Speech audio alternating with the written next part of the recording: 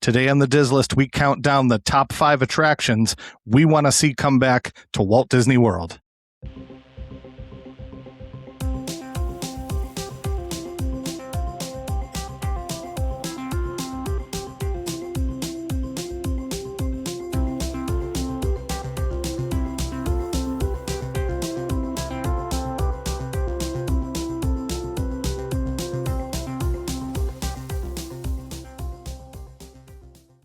Welcome to the Diz List, the podcast that lists everything in Walt Disney World. I'm Nick.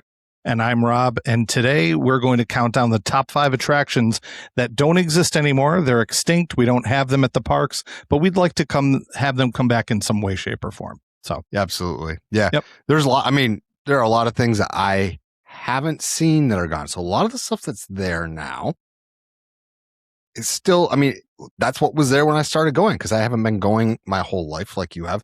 That said, I have seen enough YouTube videos. I know enough about other old school attractions that I think I have a pretty decent list. I certainly have some that I know I want to see, and I know I wish I could have seen. And there's also some stuff I wish would just, come back that maybe I did see, and now I want it back. So yeah. But the ones that I have on my list are ones that I have done for that reason since I've been going for so long. But right, yeah, we'll get to that in the second half. I wanted to lead with you did a little trip this past weekend. Yeah, you want to tell us about it? Where'd you go? And Sure. What was this all about? It wasn't Disney. No, it wasn't Disney. I wish it was Disney. I mean, we had a blast. Don't get me wrong. Friend of the show, Mark, and I, his wife, my wife, and my kids. We went to Pittsburgh, which on the surface sounds like you went to Pittsburgh. Like, come on. But Pittsburgh's a great city. I love Pittsburgh.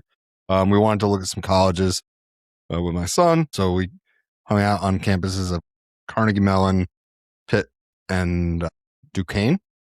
We went to a baseball game at PNC Park. So Mets versus Pirates. Mets won. I'm batting 1,000 for games when I see the Mets in person in my adulthood. The Mets always win, which is saying something considering how bad they are this year. They started off pretty rough. I remember you telling me that. Started off, they are still god awful. They are 20 and a half games out of first place. They're bad. Well, they'd have to win like 30. They'd have to go like 39-4 the rest of the way to make the playoffs. But whatever. So yeah, so we just hung out in Pittsburgh, did some fun stuff. Went to this cool place called Pins Mechanical. That is like they have a bunch. It's a chain. They're around the country, but it's a fun little place with like, they have drinks. They have some video games for free. They've got duck pin bowling, which if you've never done it, go look it up. It's kind of a cool place. So Pins Mechanical was kind of fun. Yeah, it was a good time. Cool. Well, I went to the art museum.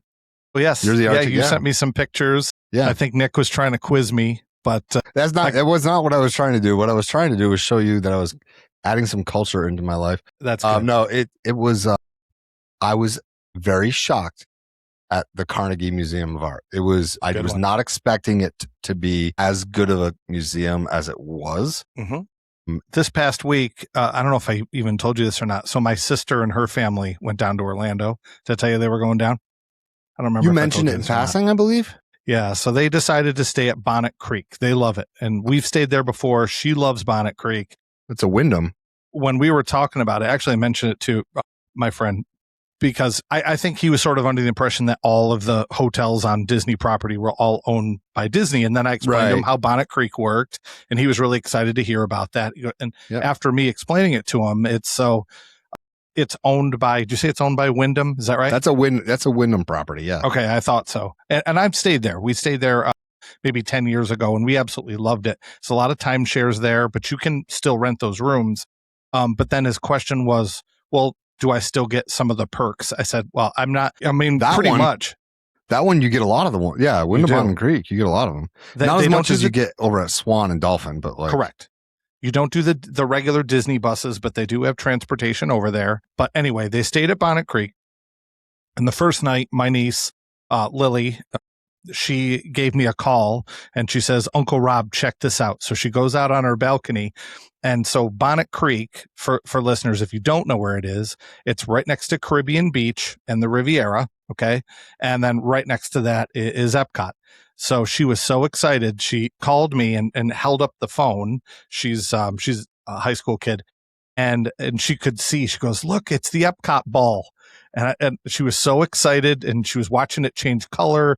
She watched the fireworks, so they got this great room where they could see the fireworks every night, sort of. So the way you can still see it if you're familiar with that angle and you can kind of picture it in your head. That you could see Spaceship Earth, but to the left of it was the Riviera Tower. So it was sort of obstructing it a little bit, but they had a great view going that direction. She would call me and say, is this Cinderella's castle? Is this the Tower of Terror? But before they left, my sister said to me, she says, we're not going to do any Disney parks. We're just going to visit family. Longtime listeners know my family lives in Orlando. Not my sister, but my aunts and uncles and cousins. They all live down there. So my sister was going to go visit them. They weren't going to do the parks. So then she calls me. She goes, okay, I changed my mind. I'm going to take the family to a park. Which one should I go to? I said, oh my gosh. She goes, well, my friend recommended going to Magic Kingdom, but she said it was mobbed. This is her friend who lives in Florida, who goes all the time, said it was mobbed. I know. That's why I'm bringing it up. So what again, day was this? This is somebody, it was last Monday or Tuesday or something. She said that the lines were nuts. And again, these were people that go on a regular basis, and they were saying it was busy. So I thought about it a little bit, and my niece is really into Broadway and drama club. And I thought about it, was talking it over with my wife. I said, what would be perfect for her? If they can do one park, and she hasn't been to any of them yet. I said, Hollywood Studios. Yeah. Because Hollywood Studios has Frozen, The Villain Show, Beauty and the Beast. I mean, to some extent, Indiana Jones, Little Mermaid.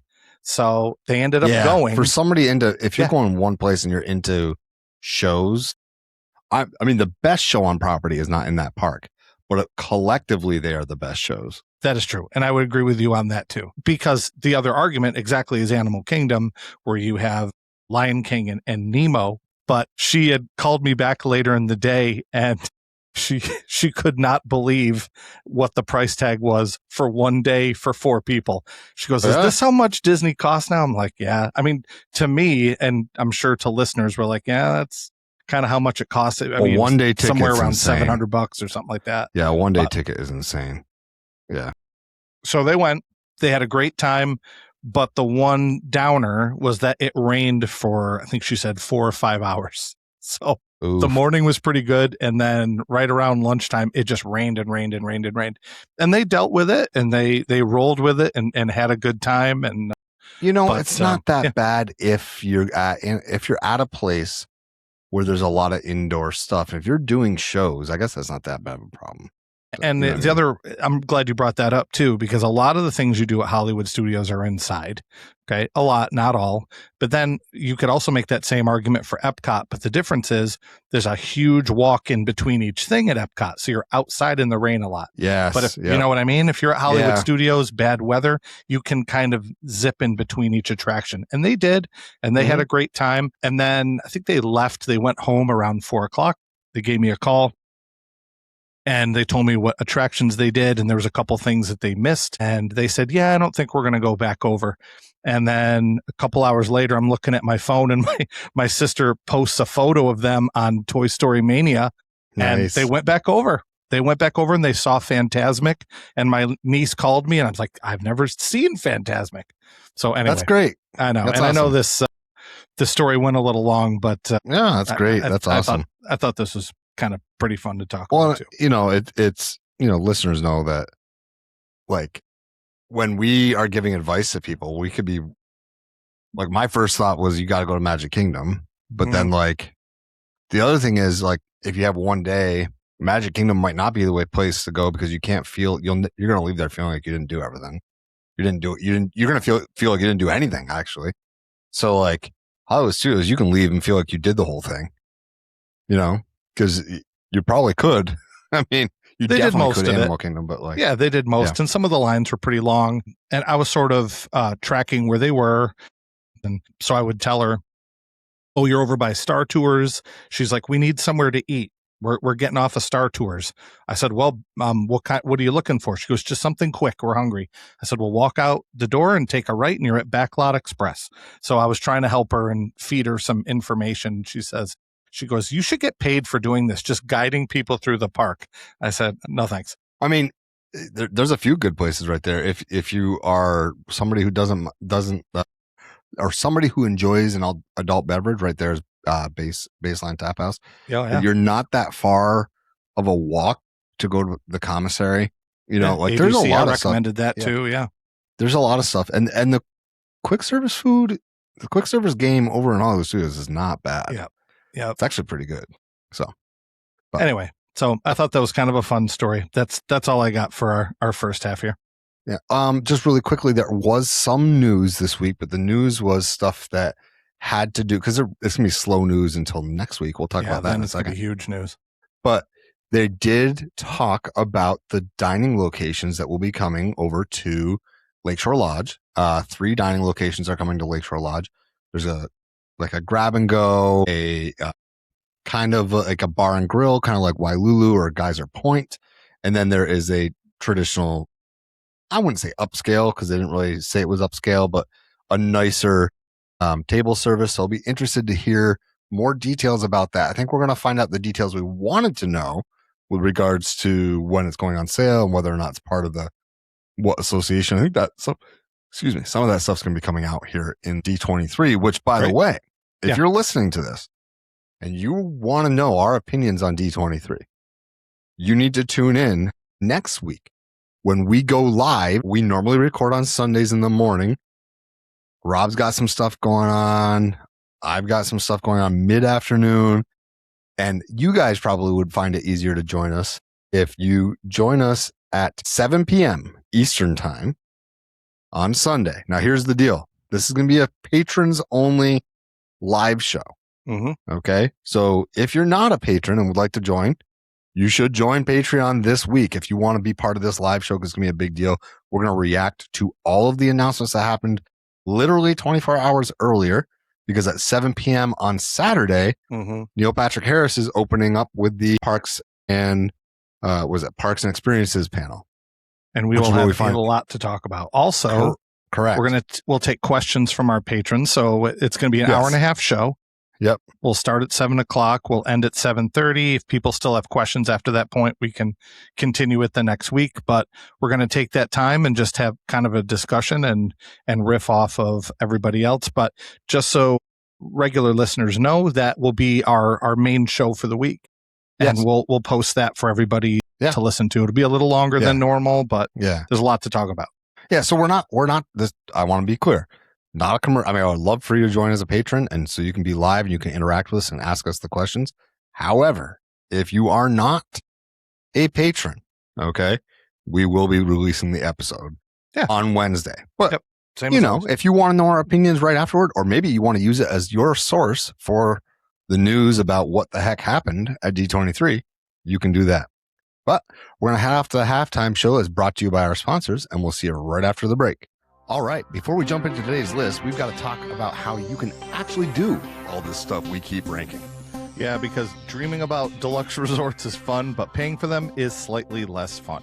That's where our friends over at DVC Rental Store come in.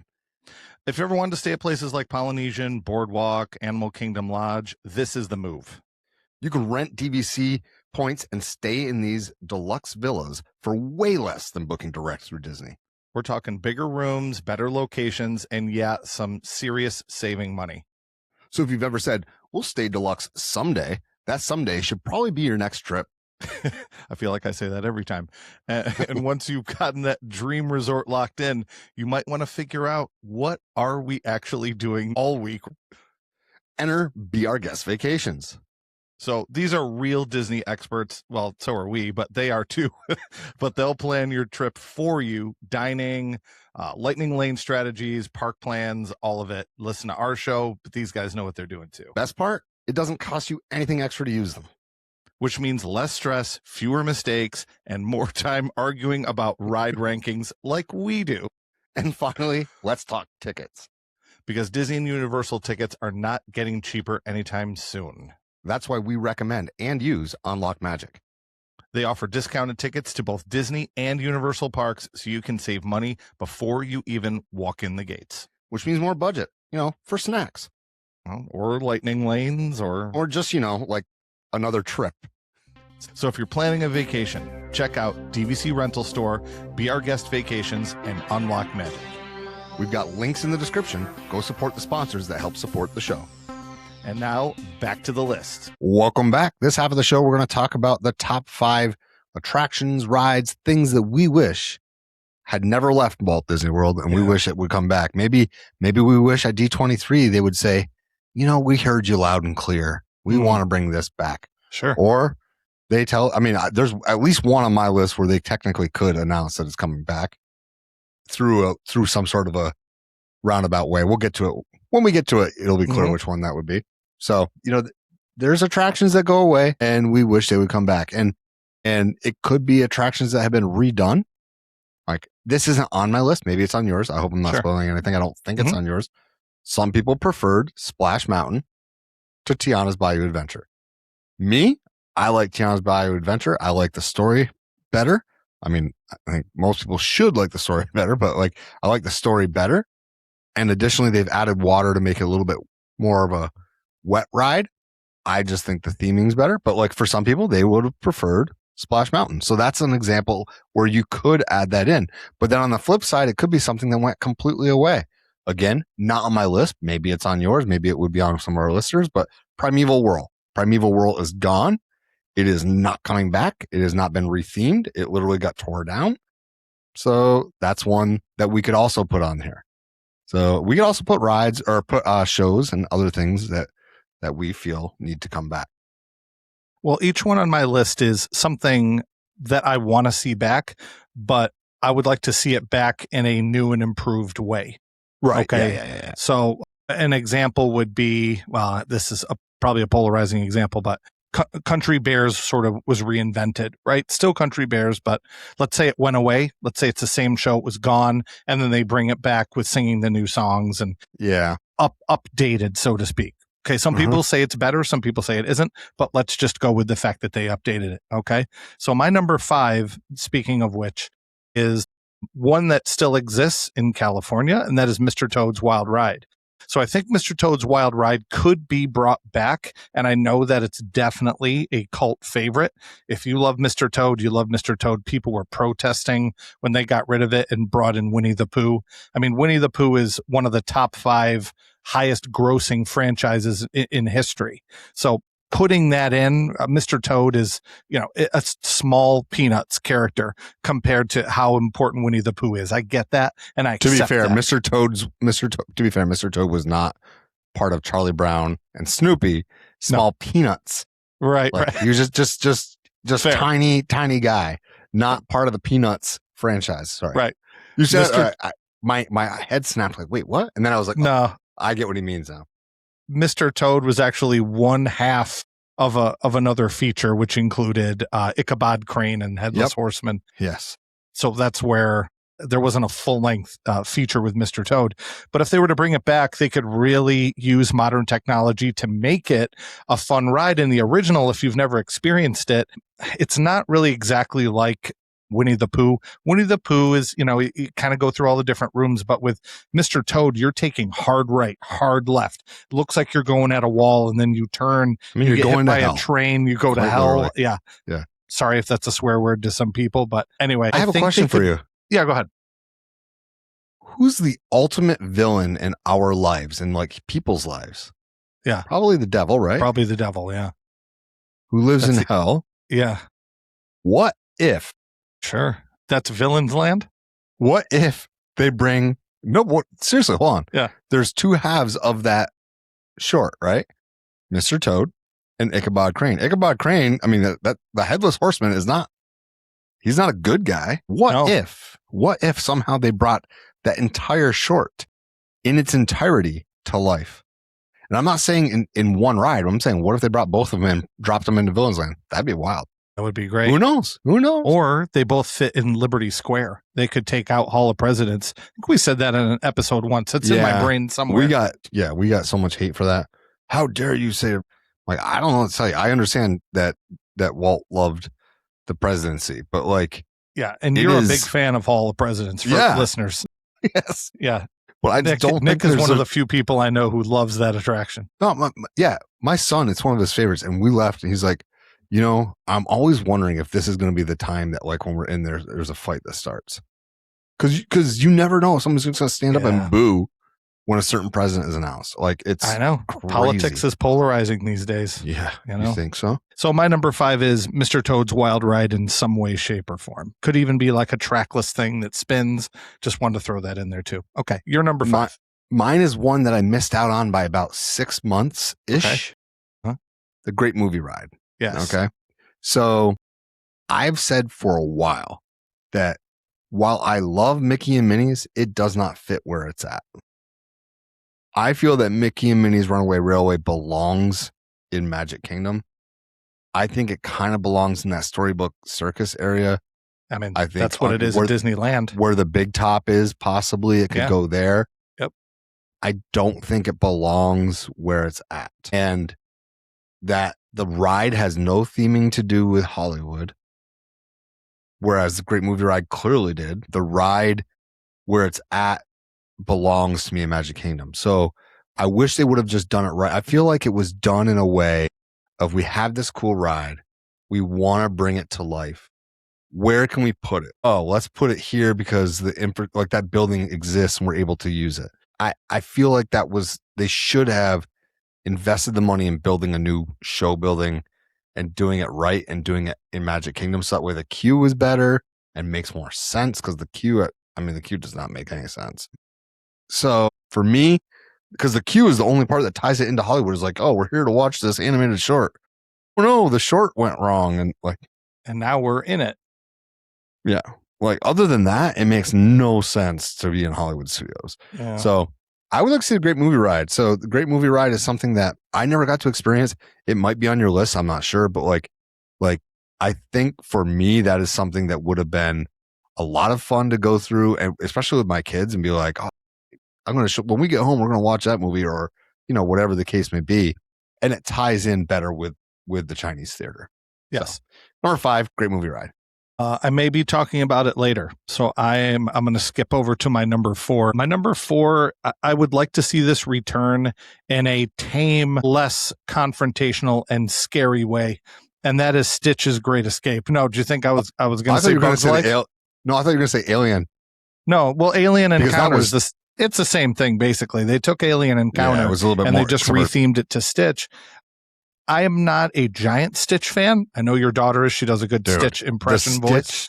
The Stitch thing is like crazy in people her age.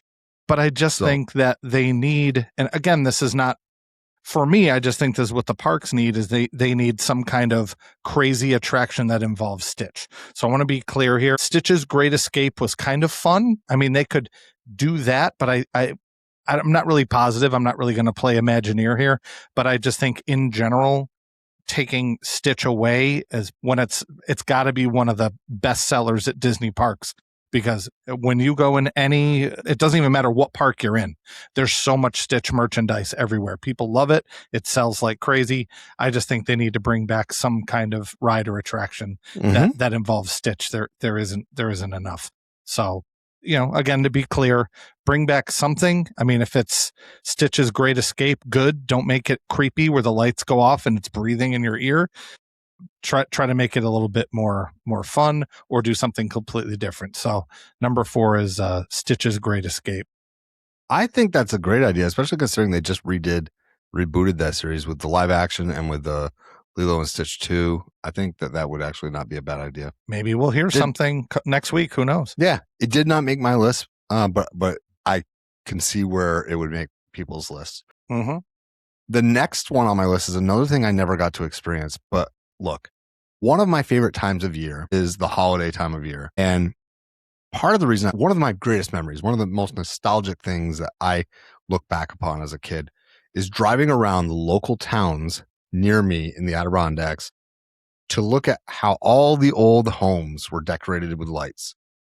And so my number 4 is that I would love for them to bring back 2 things. I'm going to put them together. 1, the Cinderella lights the lights on Cinderella's castle. It was amazing. But bigger one, the Osborne family lights, like that. I've seen pictures and stuff of that, and I'm like, how am I missing out on this? Like, what? There's got to be a way to do something like this. I don't care if it's like through some sort of projections or I don't know what they do, but there's got to be a way. Like, have you ever been to Las Vegas to like old Vegas? Yeah, old the one Vegas that has the top. Yeah. If you're in old Vegas and you're walking and you've got like, I don't know, like figure something out, because I like every time I see a picture of that, it's like, yep, I will never be able to see that. I'll never be able to experience that. And whenever I see like the castle, it looks like it's Elsa's castle. I mean, it's I'm like, oh, I'm not gonna see that. And I understand why, right? The expenses are real. But you shoot off more explosives in a year than everybody except for one entity, the US government. The U.S. government is the only person who purchases more explosives in a single year than Disney. You're telling me that you don't have a budget for your electricity for the lights? Like, and don't scream, well, it's about the environment. You think those fireworks don't hurt the environment? Yeah, that's fair. So like, I don't know. That's I bring back Osborne family and bring back the Christmas lights on Cinderella Castle. Maybe it can be tied in with Santa Claus. That's your favorite franchise too. I like how you always bring that up. Yeah, definitely one of my favorite franchises. My number 3, I'll be honest, I don't remember it too well, but I think the idea of it is definitely something that could be brought back. Now, in the building where they have a mission space in Epcot, used to be an attraction called Horizons. Yes. And Horizons, my best way to describe the attraction is if I put a note here, Carousel of Progress, it sort of shows how technology has changed through the past. What this ride is it kind of shows the future. A lot of it is realistic, a lot of it isn't. But when you look at some of the things that they had, this could easily be turned into the ride. So I put down a couple things here. One of them was underwater living, and I rewatched it too. So you can actually watch the ride. They have it on YouTube. So being able to live underwater. Okay. I personally don't see that happening anytime soon. I mean, our technology is evolving so quick. I don't see flying cars. I don't see, for example, living in space. That's one of them too, space colonies. And then one of them was desert agriculture, not architecture. Sorry, agriculture. But I kind of like the idea of we have this Carousel of Progress and then put something into Epcot there that just kind of looks to the future, and it make it something similar to almost like, I don't know. It doesn't have to be like Carousel of Progress where it's a show that revolves. It can be similar to Spaceship Earth. That's the way that it was. And there's a documentary out about somebody who broke in and stole one of the characters. And I'm not sure if it was from Horizons, but I'm looking forward to seeing that movie. I don't know a lot about it, but Horizons, I think at least something has got to go over in that one pavilion over there. And I realize Horizons wasn't. That was Body Wars and that's Wonders of Life. But there's a whole pavilion there with nothing. Like I didn't choose Body Wars and the Wonders of Life pavilion because I don't know if those things are necessarily something I want to see. I think Horizons makes a little bit more sense. So there, that's my number 3. Are you familiar with Horizons? I'm not familiar with it because I didn't like. I'm familiar with it. I'm not familiar with it because I went on it. You know what I mean? I'm familiar with what it is and what it was. I did want to point out, I don't want you to be saying stuff that's not true. Yeah, sure. You can purchase a flying car. You can pre-order. You can pre-order personal flying cars right now for delivery in 2028. Oh my gosh, the Jetsons have become real. They are. It's by a company called Aircar. And they are electric personal flying vehicles. And you need a light sport pilot license. Oh my gosh. And they cost approximately $99,000. You can start pre-ordering them now. They come in five or six different colors. They have a maximum speed of 70 knots per hour, and they have a range of 50 miles. How high do they go? I'm not necessarily certain about how high they go, but my guess is not very. Okay. They come pre-installed with a ballistic Missile? Parachutes. Ballistic parachutes. That'd be wild. There are 2 passengers. It takes 15 minutes to charge. 50-mile range, can carry up to 500 pounds. Wild. Yep. So it's coming. Anyway, but you said that. I was like, I think they actually just announced this. No, I had not heard of that at all. That's funny. So my number 3 is not traveling in an air car. In fact, is traveling in a little bit older type of transportation. And I know people are going to say, you always said, well, if the park's not a museum, we can change, we can do all those things. You're right. However, one of my favorite things to do in Magic Kingdom was to take a break on the Liberty Bell and just relax and feel the breeze and go on the Liberty Bell and people watch. It was the aquatic version of the People Mover. Mm-hmm. And so while I understand that we had to lose it for the progress, I wish they would find a way to bring the Liberty Bell back in some way. It doesn't even have to be there. I don't know if it's, over. I'm not sure where Seven Seas Lagoon. I don't know. I don't know. Yeah, go. It's a boat, right? You can go and I get it, right? There were some scenes on there that you're like, that's kind of problematic. Don't have those scenes. Change the scenes. Do something. I just wish that we could still get progress and not have to lose that. But I understand it. But this show is about what we wish could come back. Yeah. That is something that I looked forward to in the middle of a hot day. Stopping and getting a fountain drink or whatever, and maybe a pretzel, and jumping on the Liberty Bell and sitting there, hanging over the not balcony, but the railing, and just watching the world go by, people watching, going by country bears, waving to the bears from the boat. They would wave back to you. It's a great little reset. I like it. That's exactly what it is. It's a reset button in the middle of a busy, hectic Magic Kingdom day is to go do that. And probably the reason it was a reset button is because not a lot of people on it. So I get why they had to do what they did. Is there a bathroom on the Liberty Bell? I never thought of that. Like you're stuck if you're on there. Literally the first time I ever thought of that. I've been on it. I never thought of it either. I don't think so. I never thought of it. Kid, I'm thinking of younger kids here. Or maybe when I get older, I'm going to have that problem too. But anyway. Okay. You ready for my number 2? Move away. I am ready for your number 2. Yeah. Okay. Yeah. My number 2 is something that went away fairly recently, and they sort of moved it to the other side of the park. And I'm talking about Muppet Vision. I would love Muppet Vision to come back because I love having the Muppets as part of the Rock and Roller Coaster. And it's something we've been preaching for a long time. But I still need something that is like Kermit and Miss Piggy and Fozzie and Gonzo centric, because they're not necessarily the spotlight of that particular ride, and they are the flagship, right? They're the flagship of that company. They are the reason that so many people love to follow the Muppets, myself included. So if they could film another Muppet Vision 3D and have another 3D movie, maybe Sweetums comes out again. They have all the actors for it. That reboot was fantastic. Take those same actors and recreate something. Put it in that villain show building if the villain show goes somewhere, or maybe it stays. Either way, I think there needs to be something in the parks that's going to represent those classic main 4 characters. I think is safe, including Gonzo is the 4th, but I really think we need, if not Muppet Vision 3D, I think that's easy thing to do. Anything that's going to include those characters and give them more of the spotlight. So for me, number 2 is Muppet Vision 3D. So number 2 for me is Muppet Vision 3D as well. Good. Earlier when we started this half of the show, I said there's at least one on my list where it's like, it very well could be announced. I think this is true. Something that we could, with the details coming out about Villains Land, I could see them saying, we are moving Villains Show into this. We're going to revamp it and do this, or we're adding whatever, right? And in that studio is going to be a new plussed up version of Muppet Vision 3D. Awesome.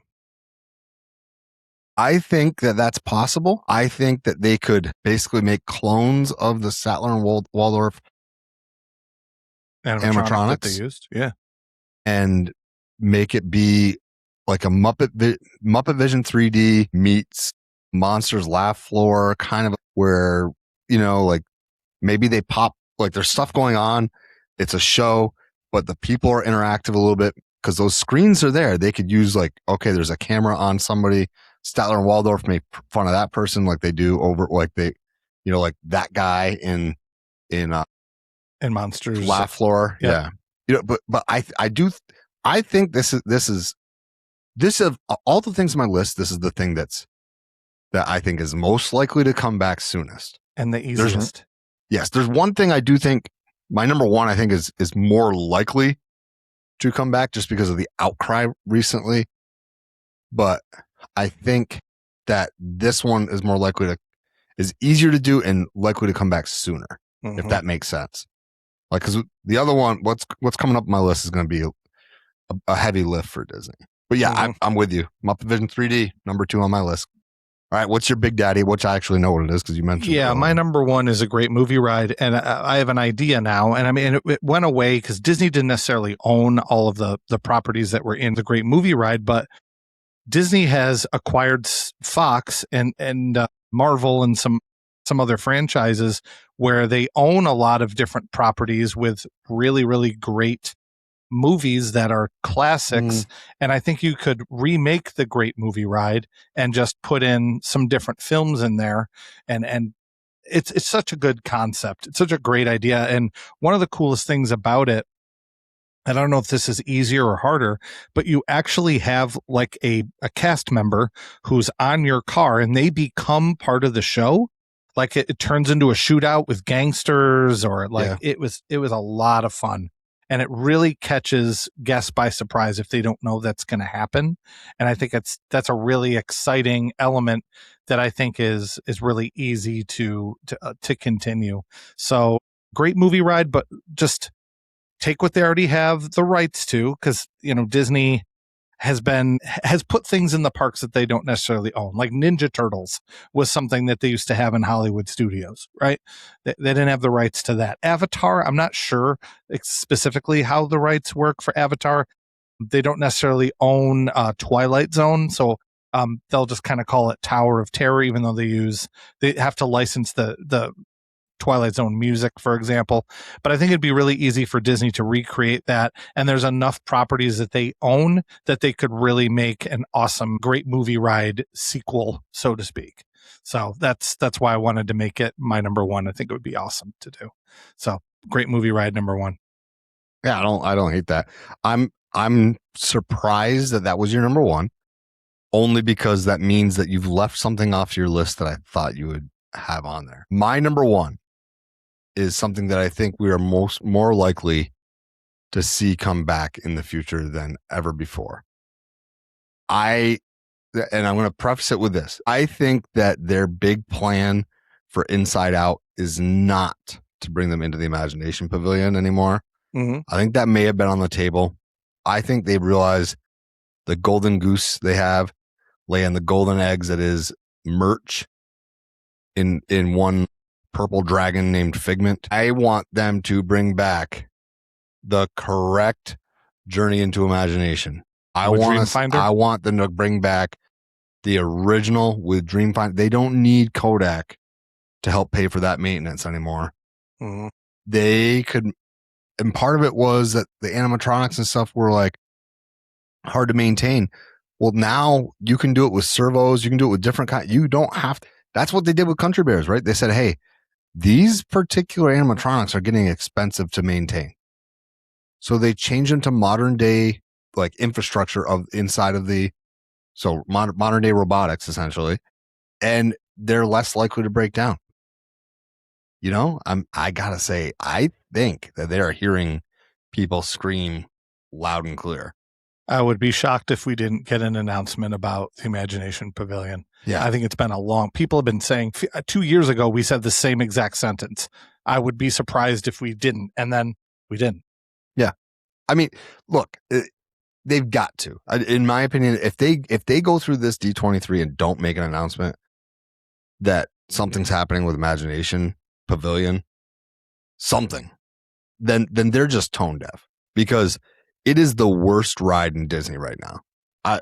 It's sad. It's awful. Like, I wrote it and I was like, man, this I like the bad. very end.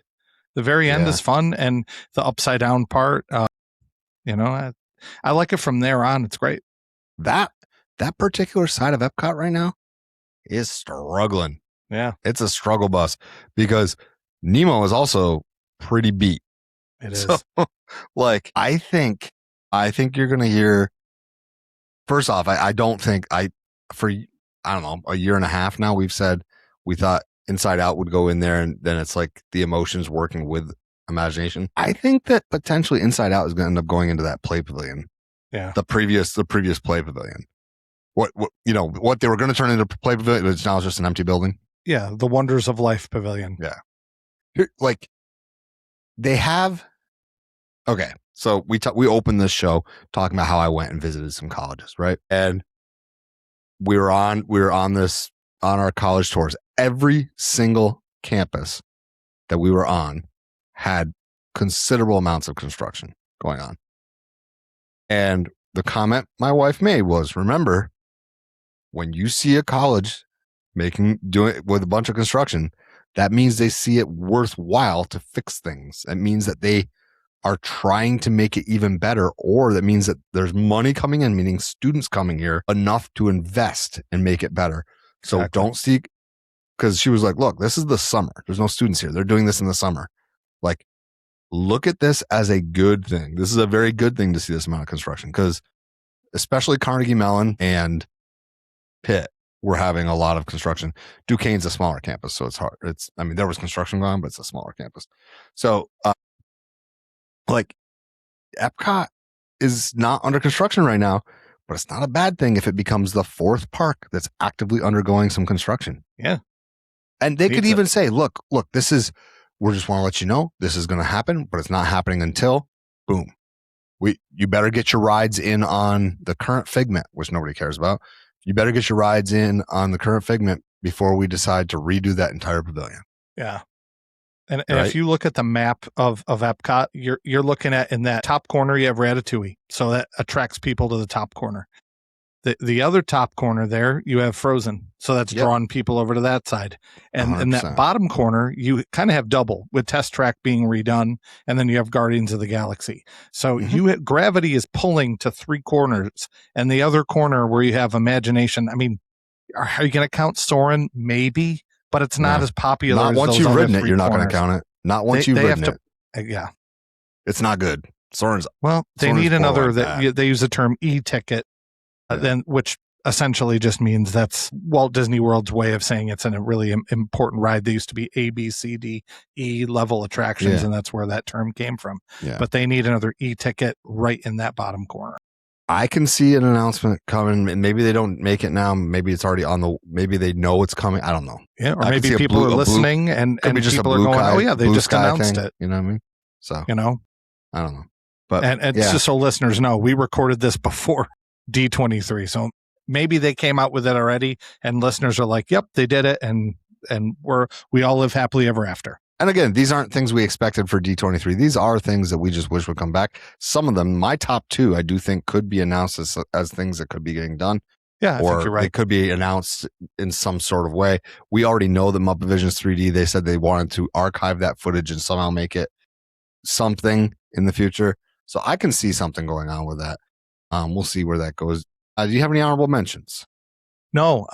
Well, I mean, there's other stuff in Epcot like Body Wars and other things that were in those other pavilions, but or like World of Motion. They said the new Test Track was going to be sort of in the vein of World of Motion. I don't really see it. I mean, if you go and watch it on YouTube and watch what World of Motion is like, I don't really see the parallel, but I think maybe they just say that to make people like us excited. I don't know. Yeah. I didn't really have any honorable mentions either. Maybe I would have liked to see them not give up on the Epcot show previous to this one. Was it there's Harmonia? The one we saw when we were there. Whatever one we saw, because they were all ends in OUS now. Oh, and Maelstrom was good too. That was Yeah, that's true. That is true. Yeah, that was a good one. So I don't have anything else. Just be sure, please, to check in at patreon.com/DizListPod. You potentially, if you want, next week, we're going to be recording live, and all the wonderful patrons that we have who make that stuff like that possible, they'll be able to come and ask us questions. They'll be able to kind of say, hey, what do you think about the fact that they announced XYZ, or hey, you guys were right, they announced this. So what I would like you to do is invite you to go and do that if you want. That would be it's a fun community. That'd be great. You can join for free. As a free access member, you do have access to some of our episodes that we do that are exclusives, that we say, this is too important to just kind of gatekeep behind a paywall, but we do want to have an incentive for people to join for free. So we oftentimes will do something like that. Additionally, for about the cost of a cup of coffee a month, you can get early access to new episodes as well as bonus content. We record a completely separate episode every single week. And then in addition to that, after 3 months, you'll get a mug, a Dizzlist mug sent your way. So we would love for you to join us over there at patreon.com/the Dizzlist pod. But it's a great, big, beautiful tomorrow, and tomorrow's just a list away. Tune in next time, and we'll see you real soon.